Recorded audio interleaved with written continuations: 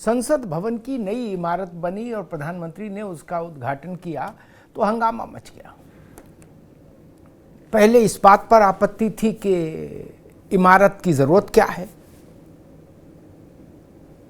फिर इमारत के भूमि पूजन पर आपत्ति हुई, फिर जो शेरों की एक प्रतिमा लगी शिखर पर उस पर आपत्ति हुई कि ये शेर थोड़े ज्यादा घातक लग रहे हैं। कहा गया ये हिंसक लग रहे हैं शेर। अब शेर भी अहिंसक हो और शाकाहारी हो और विनम्र मुद्रा का हो, ऐसा कहाँ मिलना था। खैर, लड़ाई होते होते यहां तक पहुंच गए कि सुप्रीम कोर्ट भी मुकदमा पहुंच गया कि जी क्यों बना रहे हैं। कोर्ट ने कहा भाई इसमें दखल नहीं देंगे, बना रहे हैं तो बनाएं। और जब उद्घाटन का अवसर आया तब तो बिल्कुल खुल्लम खुल्ला युद्ध हो गया। कहा नरेंद्र मोदी उद्घाटन क्यों करना चाहते हैं, अपने हाथ से राष्ट्रपति का अपमान कर रहे हैं। पिछड़े आदिवासी संवर्ग की राष्ट्रपति, उनका अपमान, महिला राष्ट्रपति, उनका अपमान, यानी तीन चीजें जोड़ी, राष्ट्रपति होना, आदिवासी होना और महिला होना, बोले सबका अपमान, ट्रिपल अपमान, तिहरा अपमान कर दिया मोदी ने। किसी ने मोदी को अहंकारी राजा बताया, किसी ने कुछ बताया, किसी ने तानाशाह घोषित कर दिया। लेकिन मोदी ने उद्घाटन किया और सेंगोल भी स्थापित हुआ संसद में, लोकसभा अध्यक्ष के आसन के समीप, विधि विधान के साथ स्थापित हुआ। स्वाभाविक है इसके बाद हंगामा और मचना था। जिनको संसद नहीं पच रही थी उनको सेंगोल कैसे पचे। सेंगोल, संसद, सनातन, संत सब सा सा सा, तो बवाल और बढ़ गया। आरजेडी ने कहा कि ये संसद नहीं है, ये ताबूत है। अब मुश्किल ये है कि अगले चुनाव में, अब लोकसभा के चुनाव में जब लालू जी की पार्टी के लोग जाएंगे तो वो जनता से क्या कह के वोट मांगेंगे, उनके लोकसभा के उम्मीदवार, कि ताबूत के लिए वोट दीजिए हमको ताबूत में जाना है। संसद को वो ताबूत बता दिए। किसी ने कहा कि ये एक तानाशाह का राज्याभिषेक है। असदुद्दीन ओवैसी साहब को शिकायत ये कि केवल हिंदू साधु संत क्यों भाई, मौलाना क्यों नहीं, पादरी क्यों नहीं, ग्रंथी क्यों नहीं।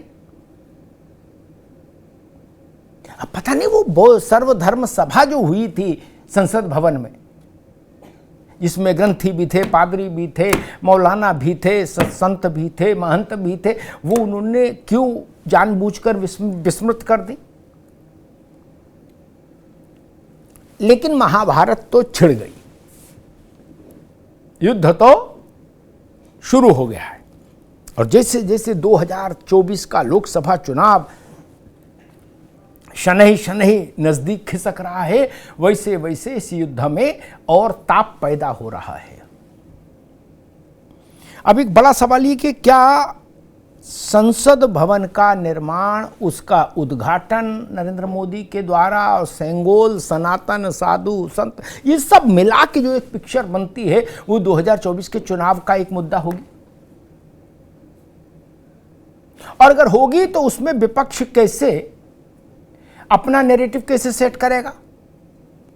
बीजेपी ने तो अपना नैरेटिव सेट कर दिया और बहुत कुछ बीजेपी के नैरेटिव को वैलिडिटी मिल गई, विश्वसनीयता मिल गई महामहिम राष्ट्रपति के संदेश से, जिसमें राष्ट्रपति ने कहा कि प्रधानमंत्री देश की संसद के विश्वास का प्रतीक होते हैं।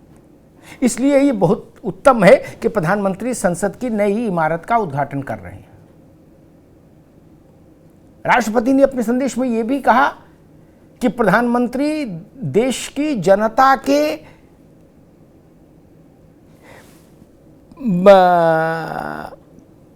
का प्रतिनिधित्व करने के लिए सर्वोत्तम व्यक्ति हैं, जो भारत के आम जन को का प्रतिनिधित्व करते हैं। इसलिए भी ये संतोष का विषय है कि वो कर रहे हैं इमारत का उद्घाटन। तो एक सवाल था कि भाई राष्ट्रपति को क्यों नहीं बुलाया, मोदी क्यों करे? इसका जवाब राष्ट्रपति ने अपने वक्तव्य में खुद दे दिया। लेकिन राजनीति में कोई ऐसा नहीं है कि कुछ विपरीत हो जाए, अपने तर्क के विरुद्ध भी हो जाए, फिर भी अगर आप राजनेता हैं तो आप चुप तो नहीं बैठेंगे, कुछ नया लाएंगे, कोई नया बखेड़ा होगा, कोई नई रार होगी। तो ये रार अभी चलनी है। अब नई संसद का जो रूप स्वरूप निखर कर आया है, वहाँ आचार्य चाणक्य भी हैं, तो अंबेडकर जी भी हैं, तो वल्लभ भाई पटेल भी हैं, जवाहरलाल जी भी हैं, सब, और पूरे भारत की एक संस्कृति, सभ्यता और परंपराएं सब उसमें यत्र तत्र जीवंत हुई हैं। तो भारतीय जनता पार्टी उसको भुनाना चाहेगी राजनीतिक तौर पर भी, और विपक्षी दलों के पास एक नैरेटिव है कि मोदी लोकतंत्र को राजतंत्र की ओर ले जा रहे हैं। अब लाख टक्के का सवाल यह है कि राजतंत्र की जो पहली शर्त होती है वो तो मोदी नहीं पूरी करते। भाजपा में हुआ भी नहीं कि पिता के बाद पुत्र और पुत्र के बाद उसका पुत्र न। हाँ, आरोप लगाने वाली कई पार्टियां ऐसी हैं जहां ये व्यवस्था है, पिता, पिता के बाद पुत्र, पुत्र के बाद पुत्री, या पिता के बाद पुत्री, पुत्री के बाद पुत्री का पुत्र, ऐसी परंपरा चली है। लेकिन भाजपा में कम से कम ऐसी परंपरा नहीं है जो राजवंश का या राजतंत्र का आरंभिक गुण है, वो नहीं। क्या 2024 के चुनाव में ये नया संसद भवन, इसका उद्घाटन, सेंगोल की स्थापना, प्रतिस्थापना, ये सब भी मुद्दे होंगे?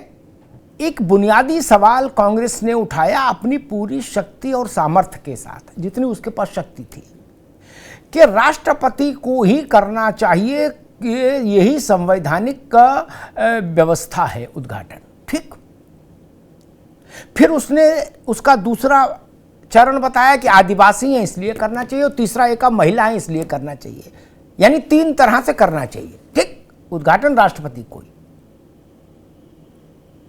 मैंने तब कहा था कि अभी थोड़ा इंतजार कर लीजिए, राष्ट्रपति के बिहाफ पर कोई नहीं बोल सकता, ना भाजपा ना कांग्रेस, राष्ट्रपति खुद बोलना जानती हैं। ठीक,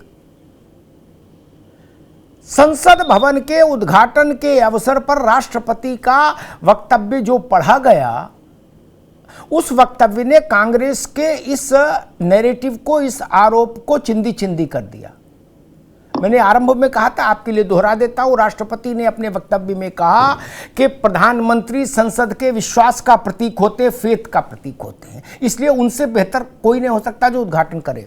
दूसरी एक बड़ी बात उन्होंने कही कि देश में देश की जनता का पॉपुलर रिप्रेजेंटेशन प्रधानमंत्री करते हैं, इसलिए मुझे उल्लास का है और गर्व है कि प्रधानमंत्री नए भवन का उद्घाटन कर रहे हैं। इसके बाद आपकी जो नैरेटिव थे उनका कोई मोल बचता है लड़ाई में? अब आप गोल पोस्ट चेंज कर रहे हो। मेरा प्रश्न ये, आपने कहा मोदी नहीं कर सकते, संवैधानिक पात्रता है राष्ट्रपति के पास, राष्ट्रपति ने 2 अक्षुण्ण तर्क दिए, उनका खंडन है आपके पास? आप राष्ट्रपति को कल तक सबसे बड़ा मान रहे थे, हेड ऑफ द कॉन्स्टिट्यूशन मान रहे थे, उन्होंने व्यवस्था दे दी कि भारत के लोकप्रिय प्रतिनिधित्व का चेहरा प्रधानमंत्री है, इसलिए उनको करना चाहिए। अब व्हाट नेक्स्ट? जो राजनीति में आता है, नहीं तो वो फिर हिमालय के कंदराओं में संन्यास नहीं ले ले। जब सोनिया गांधी ये मोह नहीं छोड़ पाई, वो किसी पद पर नहीं थी, सामान्य सांसद थी, उनने कहा छत्तीसगढ़ में मेरा ही नाम लगा फोटो लगा उस पत्थर पे। बोले गवर्नर को मत बुलाना, बोले नहीं बुलाएंगे, बोले हम और राहुल कर देंगे, तो कर दिया नए विधान भवन का। जब वो नहीं छोड़ पाए, पहले खुद गुड़ छोड़ो तो दूसरे से कहो गुड़ ना खाओ। आप लोग को साधु संत हो क्या? नहीं ना। बीतरागी बाबा हो? नहीं ना। फिर काहे को सब इन बातों में दम नहीं है, गांव देहात का आदमी भी समझता है। आप मुझे एक बात बता दो, कीर्ति निधि भी मेरी बात से सहमत होंगे, कोई प्रधान तक लट्ठम लट्ठ खूना खच्चड़ करने को तैयार हो जाता अगर पत्थर पर नाम ना आए। क्या पूरे देश में स्थिति नहीं है? बताइए। अरे आप जब जीत के एमएलए हो जाते हैं तो पुराने एमएलए के पत्थर उखाड़ के नए ठोक देते हैं अपने, नहीं होता क्या? दूसरे को उपदेश देंगे, ये ठीक नहीं। कीर्तिनिधि पांडे जी, सेंगोल को लेके भी बड़ा कष्ट था, ठीक, और ओवैसी ने कहा कि केवल हिंदू पुजारी उनके साथ क्यों गए, उसको लेके भी कष्ट है। समाजवादी पार्टी भी उस कष्ट के सामूहिक कोरस में शामिल थी, जो अभिव्यक्तियां आ रही थी। क्या आपको लगता है 2024 के चुनाव में आपका जो स्टैंड है, आपका जो नैरेटिव है, वो आपको चुनावी लाभ पहुंचाएगा, या इसका बूमरैंग बाउंस बैक होने की संभावना है? सर्वधर्मों के धर्माचार्यों को एक दिन पहले विशिष्ट पास पहुंचाए गए थे। वो किस लिए पहुंचाए गए थे? उनको वहां क्रिकेट का मैच खेलना था। मुस्लिम धर्माचार्य, क्रिश्चियन धर्माचार्य, सिख ग्रंथी और जैन में लोकेश जी महाराज, इनको वहां किस लिए पास भेजा गया था? क्रिकेट खेलने के लिए। अजब बात है। खैर, आनंद दुबे जी, मसला ये है कि एक राजनीतिक दल ने कहा कि ये ताबूत जैसा है नया संसद का भवन, कुछ ने कहा कि ये राजतंत्र है, कुछ ने कहा कि तानाशाह का राज्याभिषेक है। 2024 में ये टिप्पणियां भी जाएंगी और आपका नैरेटिव भी जाएगा। क्या ऐसा लगता है कि 2024 की जो पिच है उस पर ये मुद्दे प्रभावी रहेंगे, निर्णायक रहेंगे? ये 100% मान लेते हैं कि सेंगोल राजतंत्र की व्यवस्था से निकला हुआ, उसका उद्भव वहां से हुआ। ये कौन सी किताब में लिखा है, मैंने तो अभी तक वो किताब नहीं पढ़ी, कि राजतंत्र की चीजें जो भारत के मान सम्मान, स्वाभिमान, आत्मसम्मान की प्रतीक रही किसी कालखंड में, उनको डब्बे में बंद कर दिया जाएगा, जमीन खोद के गाड़ दिया जाएगा? किसने ऐसा कहा? दुनिया में कहीं ऐसा हुआ क्या? अमेरिका का राष्ट्रपति बाइबल पर हाथ रख के शपथ लेता है राष्ट्रपति पद की। अमेरिका कम्युनल हो गया, जिसका इशारा मैंने शुरुआत में किया था। त्रिपाठी जी, राजतंत्र का आप तो खुद गुरु हैं, आप तो पढ़ाते ही हैं कंपटीशन वाले बच्चों को। राजतंत्र की बेसिक बुनियाद क्या, बेसिक शर्त क्या है, पात्रता क्या है? राजतंत्र किसको कहेंगे? जिसमें गर्भ से उत्तराधिकार तय हो जाए। क्या? बाबा, बाबा के बाद बेटा, बेटा के बाद उसका बेटा, पर ऐसे या बेटी, और चलता रहे, यही है ना? तो उस परिभाषा पर तो कांग्रेस कटघरे खड़ी हो जाती है। नहीं, एक बात जोड़ के कीर्ति भाई के पास आऊंगा कि ताकि जनता को भी थोड़ा ज्ञानवर्धन हो, उसको भी मेमोरी रिफ्रेश हो।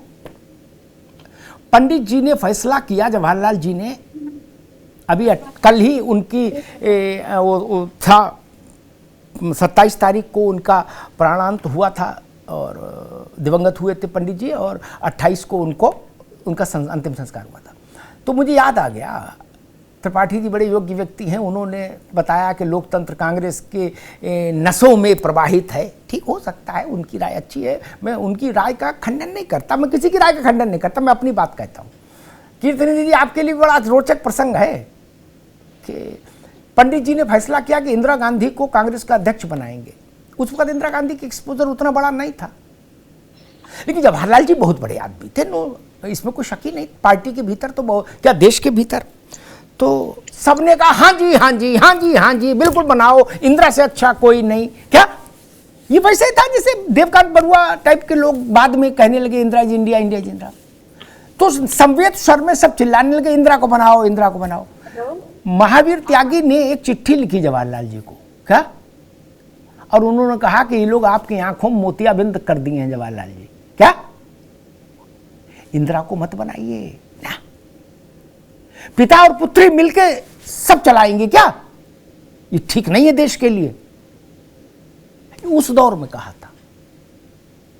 राजतंत्र का मतलब ये होता है। खैर, कीर्तिनिधि पांडे जी, बता रहे हैं आलोक वत्स जी कि 12 या 16 कितने धर्माचार्य वहां अलग अलग धर्मों को का प्रतिनिधित्व करने वाले मौजूद थे। फिर क्या समस्या है? एक बात दिल्ली पुलिस की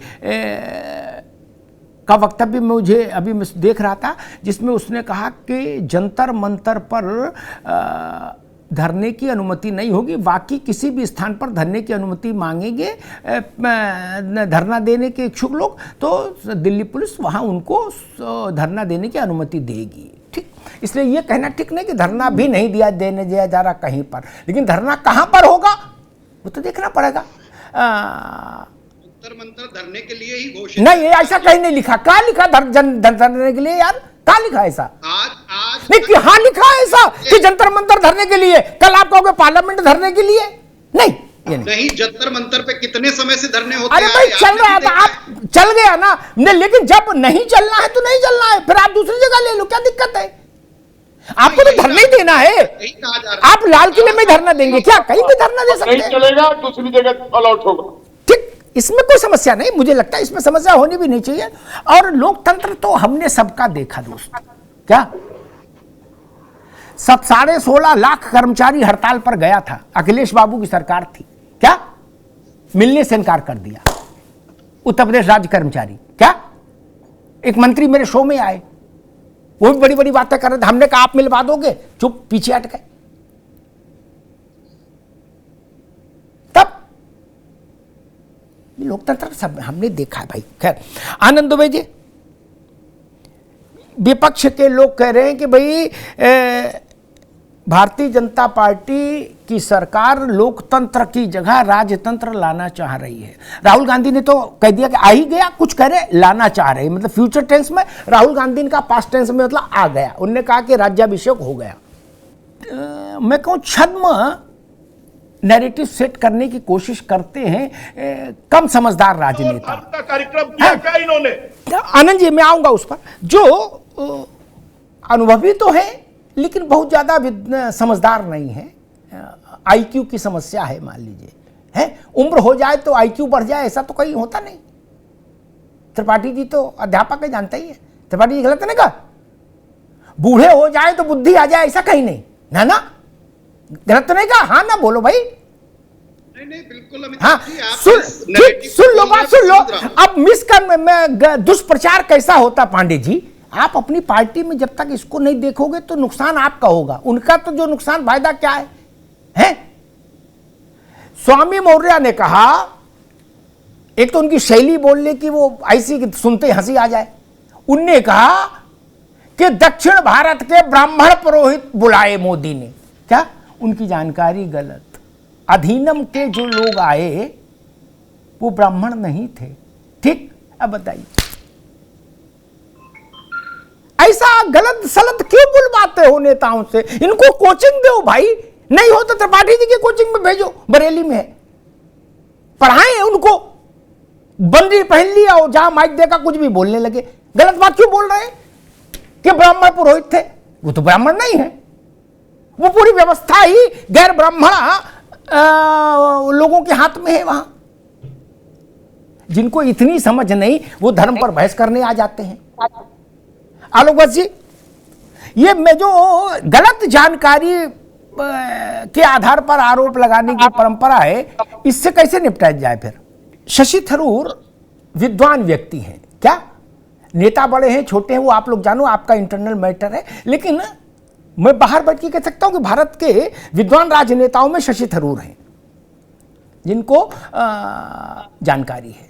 शशि थरूर ने कहा कि सेंगोल भारत की संप्रभुता का प्रतीक है, उनको पार्टी से निकाल देंगे आप लोग। ये किस विद्वान ने आप सलाह दी थी कि उसके शीशा के नीचे ये लिखवा दो, ये सुनहरी वॉकिंग स्टिक यानी बेत जिसको हम फर्रुखाबाद बोलते थे, जो जवाहरलाल नेहरू को भेंट दी गई। मतलब कुछ भी सीमा पार कर गए। इतने भव्य इतने रिचुअल्स के साथ पंडित जी को छड़ी भेंट की गई। अरे छड़ी तो कोई भी चिल्लू मिल्लू लाके दे देता उनको। अमिताभ गजब कर रहे हैं, को पूरी तरह से तोड़ा जा रहा है। सेंगोल अलग है, छड़ी अलग है, ना ना ना ना को मिलाने की एक साजिश है। अरे भाई, तो शशि थरूर भी साजिश में शामिल हैं क्या? वो तो आप ही के हैं। खैर चलिए, शशि थरूर की बात कर रहे हैं, छड़ी की बात नहीं कर रहे हैं। शशि थरूर साहब ने सेंगोल के लिए कहा है, और शशि थरूर साहब की वो अपनी निजी मान्यता है कि वो क्या जयराम पार्टी इसको ठीक है, जयराम रमेश ने तो सेंगोल के पूरे प्रकरण को खारिज कर दिया था। क्या वो जवाहरलाल नेहरू की टाइम्स मैगजीन में छपी उन फोटो वृत्तांत को भी खारिज कर गए? बताइए, बोले कुछ नहीं, सेंगोल सब व्हाट्सएप यूनिवर्सिटी है। लीजिए, गांव देहात तक सेंगोल पहुंच गया लोगों के पास। जयराम जी अलग दुनिया में चल रहे, राम राम कर रहे हैं। एटा इटापा में जाएंगे तो आप पूछिएगा सेंगोल पहुंचा कि नहीं। खैर, कीर्तिनिधि पांडे जी, क्या आपको ऐसा नहीं लगता कि अभी दुनिया के एक बहुत मजबूत लोकतांत्रिक देश, ठीक, जिससे बहुत कुछ लिखत पढ़त वाली चीजें हम लोगों ने भी ली, क्या, ब्रिटेन, वहां के राजा का राज्याभिषेक हुआ, ठीक, वो डेमोक्रेटिक कंट्री है, उदारवादी है, बहुलतावादी संस्कृति है, उसके बावजूद 100% खालिस खांटी क्रिश्चियन विधि विधान से संपन्न हुआ, जिसमें पूरी दुनिया के राष्ट्राध्यक्ष ताली बजाने गए। क्या वहां समाजवादी पार्टी, कांग्रेस जैसी कोई पार्टी नहीं मैंने देखी जिसने झंडा ऊंचा किया हो कि ये क्या हो रहा है ब्रिटेन में। वहां भी तो पार्टियां होंगी, नहीं होंगी विपक्ष की पार्टियां।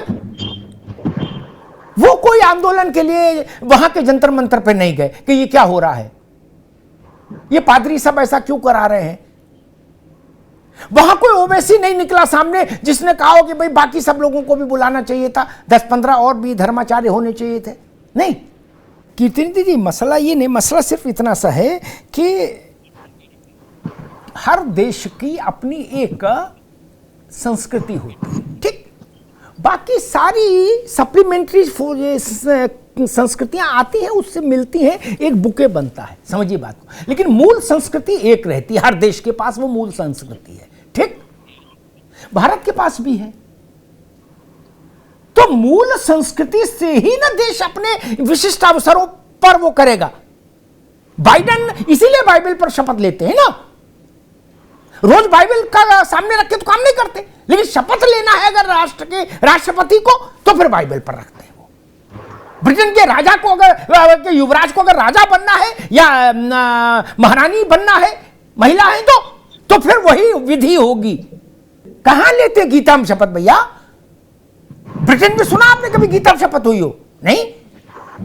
गुरु ग्रंथ साहब पे हुई हो? नहीं। कुरान पर हुई हो और हाथ रख के? नहीं, संभव ही नहीं।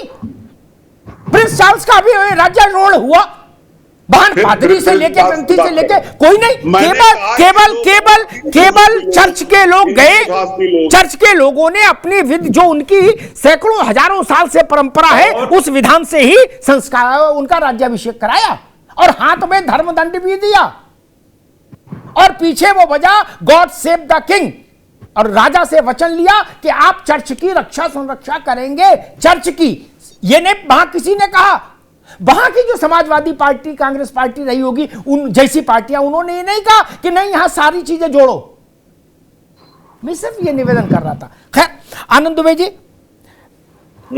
मसला ये है कि उद्घाटन हो गया, बन गई इमारत। मैं एक चिंता में हूं कि आरजेडी ने कहा कि ये ताबूत है, ठीक। अब जो लोकसभा का चुनाव 300 दिन दूर, कुल मोटे तौर पर 300 से भी कम ही दिन बचे अब तो।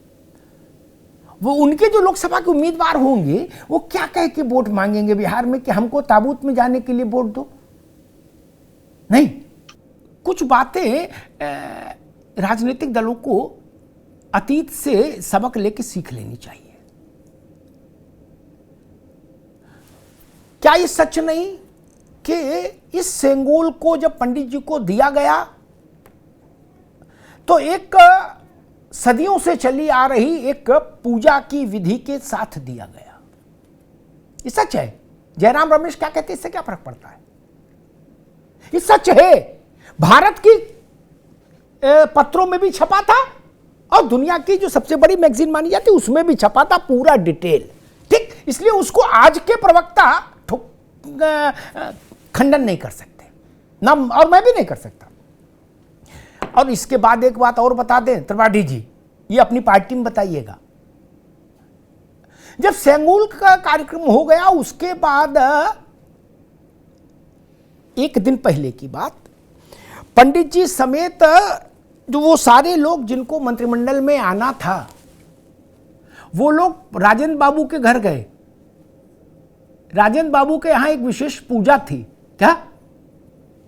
सब लोगों को पूजा के विधि विधान के अनुसार वहां उनका अभ्यर्चन हुआ, चंदन लगाया गया, सब जो भी एक भारत की हजारों साल की एक परंपरा है उसका पूरी निष्ठा के साथ पालन हुआ। इसमें कोई तकलीफ है स्वीकार करने में? पेट में दर्द हो रहा है, क्यों नहीं स्वीकार करते हो? बच के क्यों भागना चाहते हो भाई? ये स्थिति आ गई, बताइए 40-50 सीट हो गई, रह गई लोकसभा में, अब भी बच बच के चल रहे हो। बोले नहीं ये छड़ी थी। और ये तर्क भी मैं हमेशा के लिए इस पर एक वो जरूर कहूंगा, इस विवाद को समाप्त करने सेंगोल के, ये किसने क्या कह दिया राजतंत्र में पावर ऑफ ट्रांसफर है? नहीं ना, पावर ऑफ ट्रांसफर पंडित जी के समय हुई थी। तो जिस चीज से पावर ऑफ ट्रांसफर सिंबलाइज हुई उस चीज को कूड़े में फेंक दें कि कवाड़ी को दे दें? हमारे परबाबा के समय की कोई फोटो है तो वो मेरे ड्राइंग रूम में नहीं लगेगी क्या? बोले क्या परबाबा के आने की आहट है? नहीं जी, परबाबा की फोटो फेंक दें। जिस चीज को जवाहरलाल जी ने भारत की तरफ से इंडिविजुअली नेहरू जी के लिए नहीं था ये, और ये बात भी गलत है बिल्कुल। जो भी प्रचार कर रहे हैं वो निहायत थेतरई कर रहे हैं कि पंडित जी को वॉकिंग स्टिक की जवाहरलाल जी के पास कमी थी और इतने साधु संत आगे वॉकिंग स्टिक देंगे ना। ये भारत की ओर से जवाहरलाल जी को दिया गया था। उस प्रतीक को संसद में क्यों नहीं होना चाहिए? इसमें क्या समस्या है? क्यों पेट में दर्द है? क्यों विक्षिप्त हो रहे हो सब लोग? क्या समस्या क्या है? संसद में क्यों नहीं रखा जाए?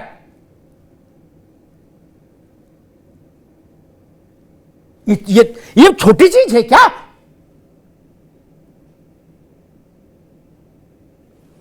तीसरी बात, बार बार कहा जाता है, कीर्ति भाई ने उस पर ज्यादा जोर दिया कि सर्व के धर्मनिरपेक्ष और सर्वधर्म और आदि आदि। ठीक है, लेकिन ये बात भी ठीक है जो आनंद दुबे ने सवाल उठाया, उस सवाल का उत्तर आज तक भारत को नहीं मिला। अगर उसका उत्तर दे दिया गया होता तो शायद बेहतर वातावरण राजनीति में बनता। क्या ये सच नहीं कि प्रधानमंत्री से लेके राष्ट्रपति से लेके प्रधानमंत्री से लेके मुख्यमंत्रियों के यहां तक रोजा इफ्तार हमारे टैक्स के पैसे से होता था, और उसमें वो सब टोपी लगाते थे और चौखाने वाला गमछा पहनते थे। पत्रकार के नाते मैं भी गया कई बार, और अगर हमारे टैक्स के पैसे से रोजा इफ्तार में खजूर खिला सकते हो तो नवदुर्गा में कन्या क्यों नहीं करा दी? व्यक्तिगत आपने क्या किया उसमें नहीं जा रहा। यह शासकीय होता था, इसका कार्ड छपता था, बहैसियत मुख्यमंत्री, बहैसियत राष्ट्रपति, बहैसियत प्रधानमंत्री। आपने घर के अंदर जो कीर्ति भाई कह रहे मंदिर बनाया, पूजा पाठ सब करते हैं, वो भी करते होंगे सब लोग। मैं कह रहा हूं सरकारी पैसे से टेंट लगा के कार्ड बांट के क्यों नहीं किया? आप तो तराजू लेके चलते हैं सब धर्मों को समान रखना है, क्यों नहीं किया? भारत के सबसे बड़े मूल धर्म, फिर दोहराता हूं, अच्छा लगे तो भी और खराब लगे तो भी, भारत के सबसे बड़े और मूल धर्म के साथ यह व्यवहार, यानी जड़ जो वो है, तना है और जड़ है, उसके साथ ये व्यवहार, और टहनियों के साथ दूसरा व्यवहार नहीं। हर देश का एक अपना आत्म तत्व है। किसी पार्टी को अच्छा लगे तो अच्छी बात और खराब लगे तो और अच्छी बात। पार्टियों से आत्म तत्व नहीं बदलता मित्र। कैसे बदल जाएगा? भारत धर्मनिरपेक्ष राष्ट्र इसलिए नहीं कि उसमें कांग्रेस पार्टी है, यह समाजवादी पार्टी है, यह लालू जी की पार्टी है ना। भारत धर्मनिरपेक्ष इसलिए है क्योंकि यहां की बहुसंख्यक आबादी का मिजाज धर्मनिरपेक्ष है, एकोमोडेटिव है, समावेशी है कि आओ ठीक है बैठो कोई नहीं। इसलिए एक अंग्रेजी विद्वान ने बड़ी अच्छी बात कही, उसका हिंदी तर्जुमा यह है कि लोकतंत्र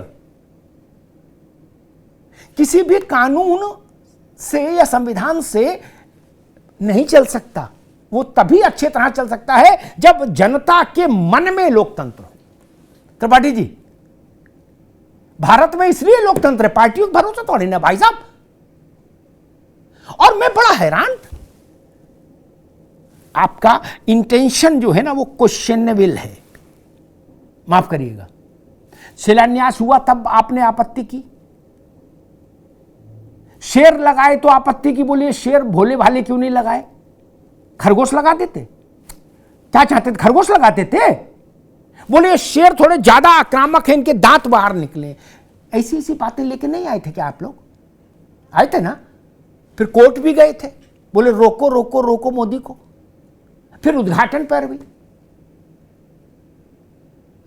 क्या ये इमारत 100-150 साल तक भारत के काम नहीं आएगी? क्या ये इमारत पिछली पार्लियामेंट से बेहतर नहीं है? नीतीश बाबू कह रहे थे कि जरूरत क्या है, और वही नीतीश बाबू जब एनडीए के साथ थे तो कहते थे इस पार्लियामेंट में अब नहीं चल सकता, दूसरी पार्लियामेंट बननी चाहिए। आप ऐसे शिफ्ट कर लेते हो अपना स्टैंड। मैं त्रिपाठी जी को बताऊंगा कि सच नहीं है कि नई पार्लियामेंट के लिए, नई पार्लियामेंट बिल्डिंग के लिए मीरा कुमार जी जब लोकसभा की अध्यक्षा थी तो पहली बार उसका इनिशिएटिव लिया गया। क्या सच नहीं है? वो कांग्रेस की नहीं थी मीरा कुमार, वो भी दलित थी, वो भी महिला थी। अब क्या नरसिंह राव जी के समय इसमें आगे बात नहीं बढ़ी? बढ़ी। वाजपेयी जी के समय बढ़ी, मोदी ने उसको पूरा कर दिया। क्या समस्या है? इसमें भी लड़ाई, छिद्रान्वेषण करना है, कभी तो गर्व करने की बात करनी चाहिए। नहीं, ये वैसी बात होगी कि इंदिरा जी ने परमाणु विस्फोट किया तो कोई ये खड़े होकर कहते कि नहीं आवाज थोड़ी ज्यादा थी, नॉइज पोल्यूशन हो गया।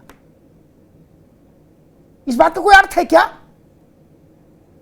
प्रसन्न होना चाहिए। ये भारत के स्वाभिमान का जय घोष है, भारत की सामर्थ्य का जय घोष है। 28 महीने में इमारत बन के तैयार हुई, छोटी बात है। समुद्र मंथन से लेके आचार्य चाणक्य तक के चित्र वहां हैं। अच्छा है, होना चाहिए था। पुरानी पार्लियामेंट में केवल खंबे ही खंबे थे मित्र, भारत नहीं दिखता था। क्या समस्या है? और राजतंत्र की बात आ रही है। किसी मित्र ने शायद कहा था अशोक स्तंभ कहां से आया? जब पहले राजतंत्र ही था तो हमारी परंपराएं वहीं से आएंगी ना। मेरे परबाबा मान लीजिए पुरोहित थे तो मेरी परंपराएं वहीं से आएंगी ना। कि डिस्को डांसर वाली परंपराएं कहां से आ जाएंगी फिर? ये तो चिंतन करना चाहिए ना। एक आरोप उछाल दिया कि ब्राह्मण पुरोहितों से पूजन करवाया, पता लगाया तो पता लगा अधीनम का की जो व्यवस्था है आंतरिक अनुशासन की, उसमें ब्राह्मण पीठाधीश्वर नहीं है। लेकिन ठीक है, रेल दिया नेताजी ने, बोलो कौन पता करेगा, बयान जारी कर दो। ये डिवीजन वाली पॉलिटिक्स क्यों कर रहे हैं इस वक्त? ओवैसी साहब को कोई आपत्ति नहीं मिली तो उन्होंने कहा जी जिस वक्त मोदी एंट्री ले रहे थे मोदी जी, उस वक्त और धर्मों के लोग क्यों नहीं थे? मोदी जी सामने बैठे थे, सारे धर्मों के लोग उनके सामने थे और अपने अपने धर्म की स्तुतियां प्रार्थनाएं कर रहे थे कि नहीं उसी बिल्डिंग में। और जो लोग ये कह रहे कि हवन क्यों हुआ, यज्ञ क्यों हुआ, मैं उनको फिर बता दूं, सब धर्मों का स्वागत है, लेकिन अमेरिका का राष्ट्रपति शपथ बाइबिल पर हाथ रख के लेता है, क्योंकि वहां का मूल है बाइबिल, तत्व है बाइबिल, मूल तत्व बाइबिल है। भारत का मूल तत्व सनातन ही है, क्योंकि भारत इस्लाम के पैदा होने के बाद नहीं जन्मा, भारत क्रिश्चियनिटी के पैदा होने के बाद नहीं जन्मा। और त्रिपाठी जी को ये बात पता ही होगी, जैन बौद्ध और सिख, जैन बौद्ध और सिख, क्या ये सच नहीं है त्रिपाठी जी? आपने भी बच्चों को पढ़ाया होगा, मेरी बात गलत हो तो खंडन कर दीजिएगा। 1930 के आसपास अंग्रेजों ने इनके पेच कसे थे कि अगर अपने धार्मिक स्थलों को बचाना चाहते हो, टेम्पल एंडाउमेंट एक्ट से बाहर रखना चाहते हो, जो माल आए वो तुम्हारे पास आए, तो जैसा कहें वैसा करो। बोले जी बताओ। बोले हिंदू व्यवस्था से अलग घोषित कर दो अपने को, हम वो दे देंगे तुमको मंजूरी। क्या सच नहीं है? ये सच है ना? तब ये सच है, ये हिंदू धर्म का ही पार्सल थे। इनको भय दिखाकर, भयादोहन करके इनको आपने अलग किया अंग्रेजों ने। इनकी भी घर वापसी होनी चाहिए। सनातन में सब थे, हिंदुत्व की रक्षा के लिए जो लोग निकले वो सिख हुए, बुद्ध को अवतार माना। तो भारत का मूल तत्व इसमें क्यों चिढ़ते क्यों हैं? मेरी सबसे ज्यादा नाराजगी इस बात को लेकर होती है कि वो लोग जो देश में राजनीति करना चाहते हैं, उनके चेहरे पर चिढ़ का भाव क्यों आता है? कहीं यज्ञ हो, कहीं पूजन हो, कहीं वेद की ऋचाएं गूंजे, तो क्यों आता है? कोई समस्या है? कोई प्रॉब्लम है? भारत में वेद की ऋचाएं नहीं गूंजेंगी तो पाकिस्तान में गूंजेंगी, कहां गूंजेंगी? ये तो ये है। अभी राम मंदिर का लोकार्पण होगा, तब क्या तर्क दोगे भाई? बड़ा मुश्किल है। देश को इससे खिन्नता होती है। भारतीय जनता पार्टी अपने पराक्रम से जितना स्थान नहीं पाती है, उससे ज्यादा आप लोगों का ये जो वो है ना, नाराजगी वाला टोन ऐसे अवसरों पर, उससे इनको वोट मिल जाता है। ये मेरा अपना तजुर्बा है त्रिपाठी जी। खामोखा नुकसान करते हैं आप अपना। बोले जी ऐसा क्यों हुआ? अरे भाई क्यों नहीं हो? भारत में, बांग्लादेश में संसद बनी थी क्या? नहीं ना। और सब लोग यही करते हैं अपने घर में? नहीं। शुभता की बात है तो भारत को क्या अपने आदिकाल से जो रिचुअल्स चले आ रहे हैं, क्या उनको छोड़ देना चाहिए? क्या संविधान में कहीं लिखा कि हम धर्म विरोधी होंगे? नहीं ना। अटल जी कहते थे कि भारत धर्म विरोधी नहीं हो सकता, नकारात्मकता के साथ नहीं चल सकता, और सब धर्मों को समान भाव दें। एक बात कह के बात समाप्त कर दूंगा। कीर्तिनिधि भाई, इस पर जरूर सोचिएगा। सब धर्मों को समान दृष्टि, ये बात कहने के साथ क्या ये साहस है त्रिपाठी जी कि ये भी जोड़ दिया जाए कि किसी धर्म को किसी कानून के तहत कोई विशेष दर्जा नहीं होगा? ये बोलने की हिम्मत जुटा लीजिए। मैं आपके साथ खड़ा हूं Tripathi ji. No minority, know majority, न आपको स्कूल खोलने की आजादी, स्कूल में अपने मन से मास्टर भर्ती करने की आजादी, दिस दैट और तमाम तरीके की छूटें हैं। ये कुछ नहीं चलेगा। मणिपुर में कुछ, वहां नॉर्थ ईस्ट में कुछ है छोटे से संप्रदाय, उनको इनकम टैक्स में छूट, एग्जेम्पशन है। क्या? जानकारी कम लोगों को होगी, लेकिन मैं बता रहा हूं। कीर्तिनिधि जी, अब की ये ट्वीट करा दो अखिलेश जी से कि हम ये मांग करते हैं कि सब धर्मों को समान कर दिया जाए 100%, कहीं कोई भेदभाव नहीं। आनंद आ जाएगा। नहीं, जो इफ्तार मनाएगा वो नवदुर्गा भी खिलाएगा सरकारी खर्चे से, कार्ड बांट के, टेंट लगा के, और नहीं खिलाए तो उसको चुनाव लड़ने से वंचित किया जाए। त्रिपाठी जी ठीक नहीं है, करो तो पूरा करो। नहीं, सर्वधर्म संभाव, सर्वधर्म समान की तो यही मांग है ना, सब बराबर कर दो। अब की नहीं, अपने अपने घोषणा पत्र में डाल दीजिए। एक ही कानून शादी में लगेगा, एक ही कानून तलाक में लगेगा, एक ही कानून कन्या के अधिकारों के लिए होगा, एक ही कानून सबके लिए होगा। सब समान कर दो, सब लोग मांग कर दो, भाजपा वालों का भी काम कम हो जाएगा। फिर क्या को इतनी मेहनत करें, ट्रिपल तलाक में मुकदमा लड़े। त्रिपाठी जी तैयार हैं? कह दीजिए सब समान, कुछ भी अंतर नहीं। आइए देश में एक नई क्रांति पैदा कर दें, है ना। राहुल गांधी, अखिलेश जी, लालू जी, सब लोग मिलके मांग कर दीजिए कि कुछ भी विशेष नहीं, किसी जात में नहीं, किसी धर्म में नहीं, सब समान, बिल्कुल हर कोण से समान। नहीं, आनंद आ जाएगा सच में। और भारत आपका ऋणी रहेगा। भारत की आने वाली पीढ़ियां आपको आशीष देंगी कि कैसे अद्भुत राजनेता थे, सब समान कर गए। धन्यवाद।